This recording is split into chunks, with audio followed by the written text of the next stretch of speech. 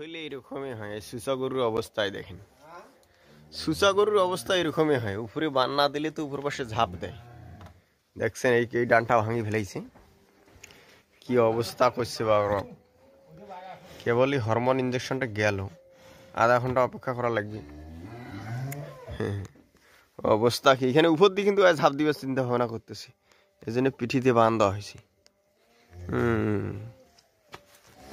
বদমাহেশ। এইটা সহ 3টা বাচ্চা হইল না? এটা সহ 3টা বাচ্চা এই গরুর, এখনো দুধ হয়। বাছুর কিন্তু বড় হয়ে গেছে। ঠিক আছে, এরকম আসলে গরুটা ভাইয়ের লক্ষ্মী। এই গরুগুলো কিন্তু লক্ষ্মী গরু। অনেকের বিদেশি গরু আছে, খাওয়ার লাগে, ফিট লাগে, আর কম খাদ্যে যে গরুগুলোর মানে ইয়ার ভিতরে আছে, বছরে বছরে বাচ্চা দিচ্ছে। এই দেখেন ফ্রিজিয়ান বাছুরের লক্ষণ।